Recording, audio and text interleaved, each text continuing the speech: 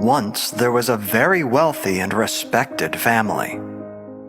The head of the family was an old lady who had made a fortune for herself. Coming close to her 100th birthday, the old lady felt that her demise was near. She put her will in order and called her son to tell him her last wish.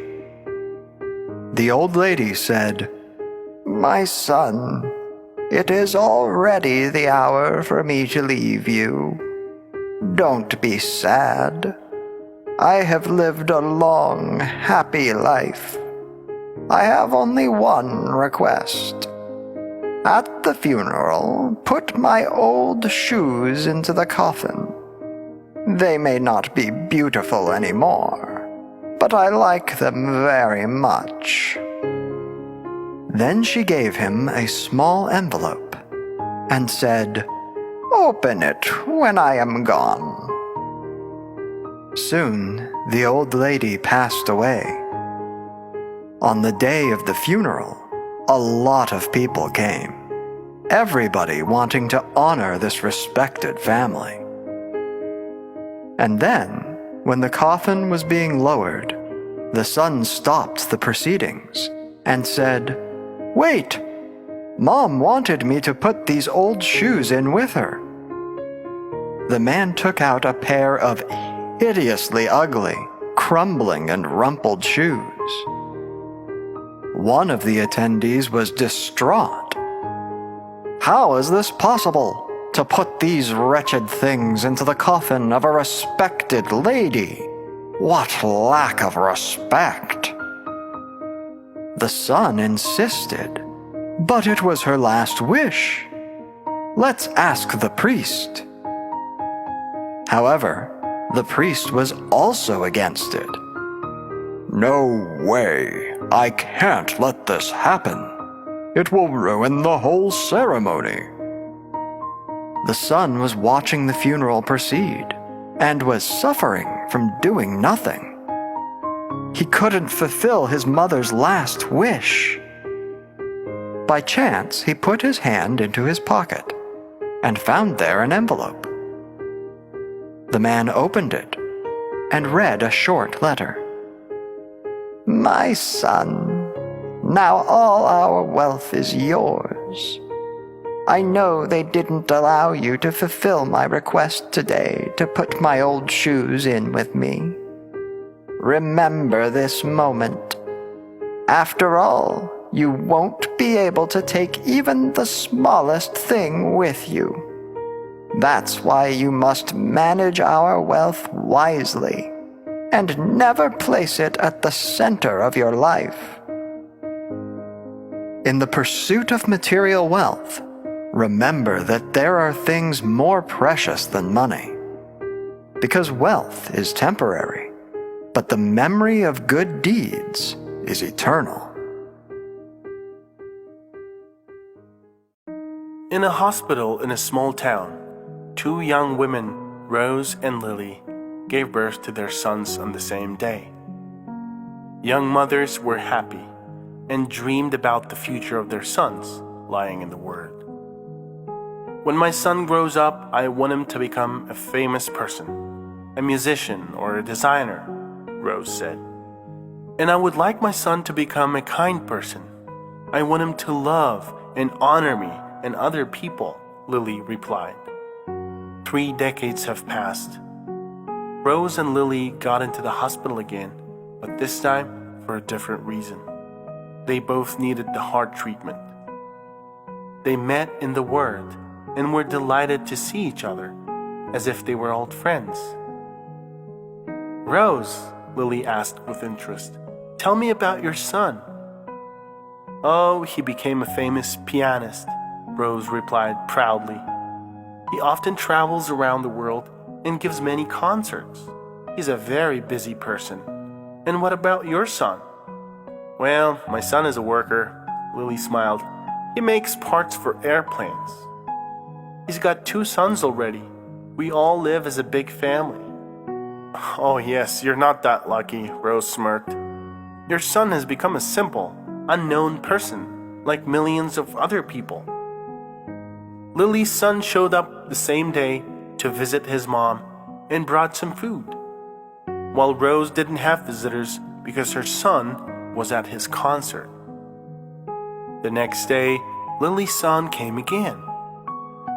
Rose could only sigh while she was watching her friends shining with happiness. One day, a doctor came into the ward. He said gladly that Lily was healthy and she would be discharged from the hospital the same day. Then he turned to Rose and said that she had to stay for more because her heart hadn't recovered yet. That evening, Lily's son came to take her from the hospital and brought his mother a large bouquet of lilies. When women said goodbye to each other, Rose asked with tears in her eyes, "How could you raise such a caring son? You seem so happy." "Well, dear," Lily replied, "the son I gave birth to had died at a very young age. This is my adopted son, but I'm a real mother for him, and I'm very happy. After all, the main thing in life is not if your children become famous or not. The main thing is the kind of person they grow up to be, caring or callous. Don't strive to make your children famous. Strive to make them good people. And then in the future, you'll be repaid with your children's most sincere love."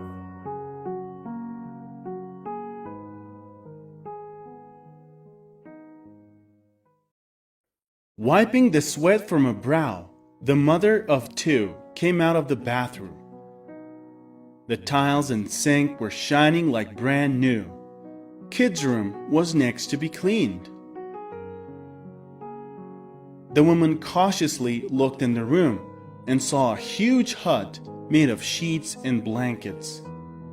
The son and daughter were busy playing Indians, so she decided not to bother them. She decided that she would clean the hall first and leave the kids' room for later. Finally, the hall was shining as well. The mother asked the kids if they still needed the house made of blankets. They said no and ran to the hall. After a while, the exhausted mother passing by the hall with a cleaning kit was horrified of what she saw. No signs of an hour of cleaning was left. Toys were dumped all over. A pile of dirt was under the floor, and the entire floor was covered with Lego bricks. The mother didn't even have the strength to scold the children. She sat down on the arm of the chair and muttered that house cleaning never ends. Distracted from the TV, the daughter looked around the room, and without understanding what her mother was talking about, she said, "Of course, if it takes you that long to clean each room, the house will never be clean." It shocked the mother. She dropped them up on the pile of Lego bricks. "Is it because I'm slow that it's so messy in the house?" she asked. "Is it my fault, and am I the main reason?" The woman tried to make the children understand who the main source of the mess was. But the children turned to her, nodded their heads, and continued watching TV. The tired mother trudged to her room and lay down on the bed. She wanted to cry and laugh at the same time. She didn't know how long she was in the bed, but soon the children came running to her. They said they were hungry and wanted to eat. She looked slyly at her babies and answered, "I'm too slow and lazy. You might starve to death until I finish cooking for you. But you both are quick and know everything, so go ahead and cook on your own." She heard the noise of pots rattling and the refrigerator door slamming as something fell and spilled. She knew that she would have to spend hours to clean up the kitchen, but she patiently stayed in the bedroom. Finally, the children came back to her all dirty and frustrated. Mom could hear their rumbling stomachs. They climbed onto the bed and hugged their mother from both sides. They said that they loved her very much. They realized that one person is not enough to complete all the chores without the help of others. The children also added that they were very hungry, and they would now clean up the hall after themselves and let their mother cook for them. The woman smiled, kissed them on the top of their heads, got up, and went to the kitchen. The routine at home continued, but the woman decided that love is not just taking care of the children, but also teaching them to be independent